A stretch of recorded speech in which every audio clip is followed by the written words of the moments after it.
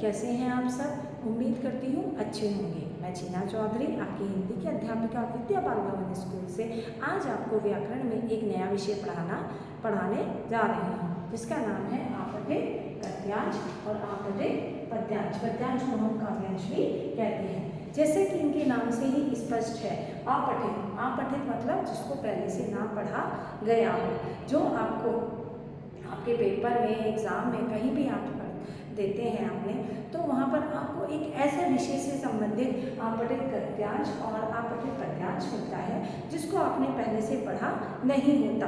कुछ नियम हैं उनके, कुछ बातें हैं जिनको ध्यान में रखकर हम अपने उत्तर को बहुत अच्छे से और सरल शब्दों में व्यक्त कर सकते हैं। तो चलिए देखते हैं क्या है उनके नियम। आपठित गद्यांश। आपठित गद्यांश करते समय हमें किसी विषय पर एक पूरी कहानी भी दी गई होती है या किसी भी एक निबंध की तरह हमें दिया गया होता है, उसमें से हमें पढ़कर प्रश्नों से संबंधित उत्तर देने होते हैं। उससे पहले हमें क्या क्या नियम ऐसे हैं जो समझने चाहिए, जैसे कि गद्यांश को 2-3 बार ध्यानपूर्वक पढ़ना चाहिए। आमतौर पर हम बच्चे क्या करते हैं, आप ऐसा करते हैं कि आप पहले एकदम गद्यांश को अच्छे से पढ़ते नहीं है, प्रश्न पढ़ें और आपने देखा कि कौन सी लाइन में उससे रिलेटेड यानी उससे संबंधित शब्द अगर आपको दिख रहा है तो आप उसका उत्तर लिखना शुरू कर देते हैं, जो कि यह गलत है और आपके नंबर काटने पड़ जाते हैं शिक्षक को। पहले हम गद्यांश को ध्यानपूर्वक पढ़ते हैं। पहली बार हमने गद्यांश को ध्यानपूर्वक पढ़ा, उसके बाद हमें प्रश्न क्या पूछा गया, फिर हम प्रश्नों को ध्यान से पढ़ते हैं, क्योंकि आपने गद्यांश पहले से पढ़ लिया है तो आपको कुछ बातें उसमें समझ में आ गई होंगी। अब जब आप प्रश्न समझते हैं या प्रश्न पढ़ते हैं तब आपको याद होता है कि इस वाले प्रश्न का उत्तर तो मुझे उस लाइन में मिल रहा था, इसीलिए आप प्रश्न को पढ़कर फिर दोबारा से गद्यांश को पढ़ना शुरू कीजिए। जब आपके प्रश्न को समझ में आ जाएगा तो गद्यांश में जैसे ही उस प्रश्न का उत्तर मिलेगा आप उसको टिक मार्क या अंडरलाइन करना शुरू कर दीजिए।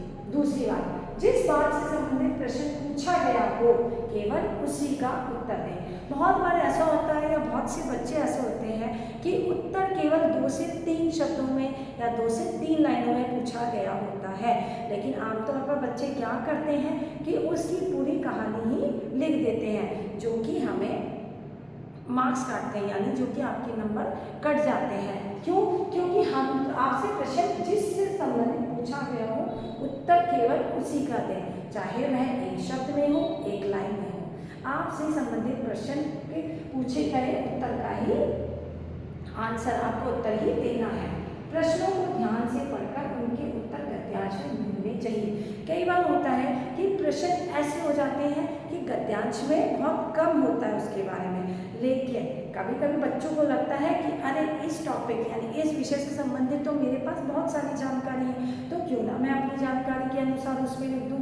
लेकिन नहीं, यह क्या होता है, यह गलत होता है। क्यों?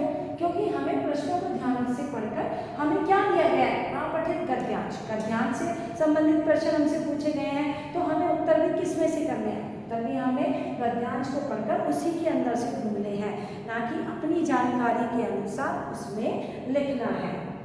अगला देखिए, उत्तर लिखते समय वर्तनी का ध्यान रखिए। कुछ समय होता है, कुछ ऐसे होते हैं बच्चे जो बहुत जल्दीबाजी में शब्द को ध्यानपूर्वक नहीं लिखते, कभी मात्राएं की मिस्टेक कर देते हैं, कभी आप जिस से संबंधित प्रश्न पूछा गया उससे हटकर कहीं और पहुंच जाते हैं। कहते हैं एकदम उत्साहपूर्वक कि आपको आ गया समझ में, आप तो सबसे पहले कर दोगे, उसी हबड़ तबड़ में, उसी जल्दबाजी के कारण हम शब्दों को सही से नहीं लिखते हैं, हम मात्राओं का ध्यान नहीं देते। इसीलिए हमें उत्तर लिखते समय वर्तनी का ध्यान रखना चाहिए। दूसरी बात कि हम जब उत्तर लिख रहे हों तो हमें यह समझना चाहिए कि जो हम भाषा उसमें प्रयोग कर रहे हैं क्या उसका अर्थ सही है, जो हम वाक्य उसमें लिख रहे हैं क्या उसमें जो अर्थ निकल के आ रहा है वह पूर्ण रूप से प्रश्न से संबंधित है या नहीं। अगला देखिए, उत्तर संक्षेप में वह सरल भाषा में हो। कभी कभी बच्चों को लगता है कि अगर हम जितना अच्छे शब्द प्रयोग करेंगे या जितना ज़्यादा लिखेंगे, मैडम क्या है या टीचर क्या है उससे अच्छे से इम्प्रेस हो जाएंगे और उससे ज़्यादा नंबर देंगे, लेकिन नहीं, हमें क्या करना है, उत्तर संक्षेप में, यानी संक्षेप यानी छोटे में, और सरल भाषा। सरल भाषा ऐसी हो कि सामने वाला पढ़े तो उसे आसानी से समझ में आ सके चीज़ें। उसको ये पता होना चाहिए कि जो मैंने प्रश्न आपसे पूछा है उससे संबंधित ही आपने उसका उत्तर दिया है, ना कि आपने उसमें वर्तनी की अशुद्धि कर दी हो, ना कि उसमें अपने आपने भाषा का ध्यान ना रखा हो, वाक्य का प्रयोग सही से ना किया हो। लिंग, वचन, संज्ञा, बहुत सारी ऐसी चीज़ होती है जो हमें व्याकरण में शुद्ध रूप प्रदान करती है, और उसी व्याकरण के जरिए हमें वाक्य को भी शुद्ध रूप प्रदान करना है। अगला देखिए, गद्यांश के मूल भाव के आधार पर शीर्षक लिखना चाहिए। कितनी बार होता है कि हमें एक दो प्रश्न उससे संबंधित आ जाते हैं, जैसे कि गद्यांश लिखा हुआ है पूरा, और रचयिता जो कवि है या जो लेखक है उन्होंने पूछा कि जो गद्यांश है उससे संबंधित एक शीर्षक बताइए। तो हमें गद्यांश पढ़कर ये समझना चाहिए कि जरूरी नहीं कि जो शब्द बार बार आ रहा है आप उसको लिख दें ये शीर्षक हो गया, नहीं।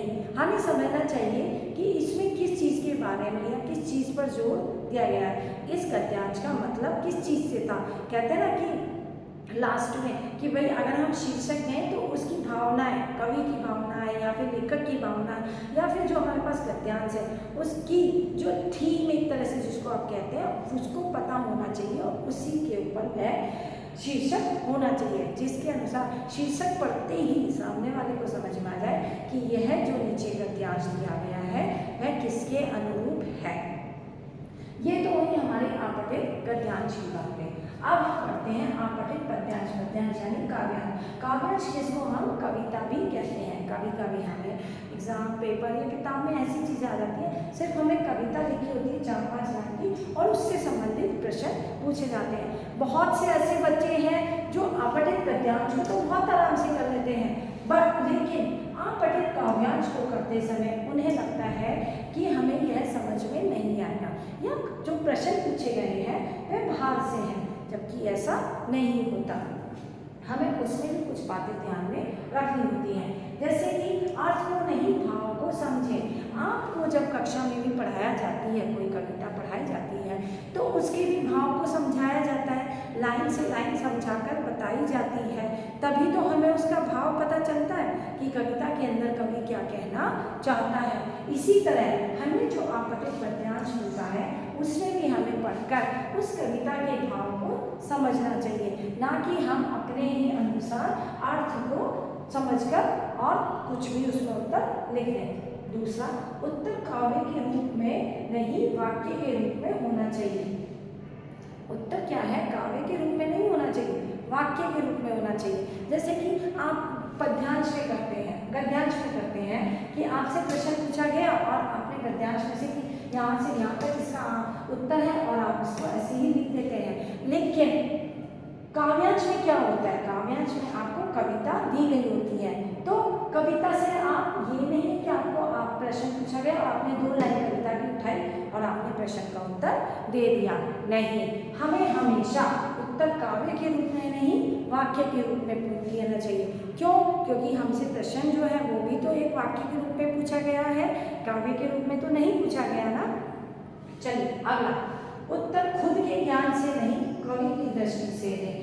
कभी कभी हम क्या है कि कविता का हम कुछ और मतलब समझते हैं और कवि की दृष्टि से कुछ और मतलब होता है, तो हमेशा जो हमसे प्रश्न पूछे जाते हैं वह भी कवि की दृष्टि के माध्यम से पूछे जाते हैं, तो हमें उत्तर भी किसकी दृष्टि के माध्यम से देना है, कवि की दृष्टि के माध्यम से।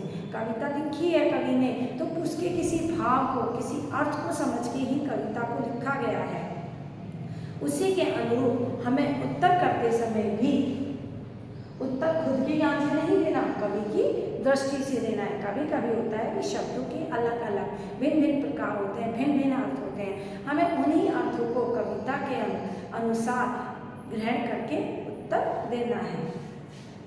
अगला, उत्तर में कविता का भाव स्पष्ट होना चाहिए।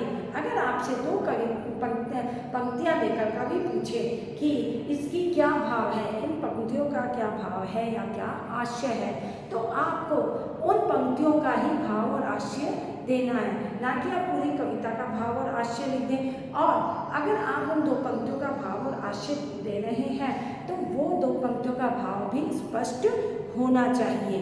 इसके अलावा कुछ प्रश्न ऐसे आते हैं जिनको आपको सही विकल्प चुनकर टिक का निशान लगाना होता है। उसमें आपको कोई दिक्कत नहीं होती, उसमें आप आसानी से कर लेते हैं। इसके अलावा कुछ ऐसे शब्द होते हैं, ऐसे प्रश्न होते हैं जिसमें जो लेखक है या कवि है वह पूछ सकता है कि पाठ से संबंधित शीर्षक, जैसे कि हमने जो गद्यांश दिया है गद्यांश से संबंधित शीर्षक बताइए, या फिर गद्यांश के लेखक का नाम बताइए, या फिर गद्यांश में कोई ऐसा शब्द होता है या पद्यांश में कोई ऐसा शब्द होता है जिससे संबंधित उसके पर्यायवाची पूछ लेते हैं, जिससे संबंधित उसके विलोम शब्द पूछ लेते हैं, जिससे संबंधित अनेकार्थी के एकार्थी शब्द पूछ लेते हैं, या कुछ लाइनें देकर आपसे पूछ लेते हैं कि इन लाइनों के लिए कोई एक सटीक मुहावरा बताइए। तो आपको गद्यांश और पद्यांश दोनों में, चाहे वो गद्यांश हो, चाहे उसमें हम किसी का चरित्र दिया गया हो, किसी की कहानी दी गई हो, चाहे वो पद्यांश हो, चाहे कविता हो, उसके भाव को समझकर हमें वहाँ पर पर्यायवाची भी और हमें अनेकार्थी के लिए एकार्थी शब्द भी और मुहावरे भी उनके भाव को समझकर लिखने चाहिए। उत्तर हमेशा स्पष्ट रखना चाहिए। हमें हर चीज़ पढ़ते समय हमें यह बात ध्यान रखनी चाहिए कि इस जो गद्यांश है इसका शीर्षक क्या हो सकता है। हमेशा शीर्षक जब भी पूछते हैं तो वह गद्यांश में ही पूछा जाता है। काव्यांश में शीर्षक पूछने का महत्व फिर भी कम है। गद्यांश में शीर्षक को आमतौर पर पूछ लिया जाता है। गद्यांश में ही हमें पर्यायवाची शब्द, ऐसा कोई शब्द दे देते हैं कि पर्यायवाची ढूंढिए इसके, ऐसा कोई शब्द दे देते हैं कि विलोम शब्द ढूंढिए, या फिर ऐसा कोई शब्द दे देते हैं कि उसके समानार्थी शब्द ढूंढिए या अनेकार्थी शब्द ढूंढिए, या फिर मुहावरों में उन पंक्तियों को स्पष्ट कीजिए। तो आशा करती हूँ आज आपको अपठित गद्यांश और पद्यांश इस वीडियो के द्वारा अच्छे से समझ में आ गया होगा।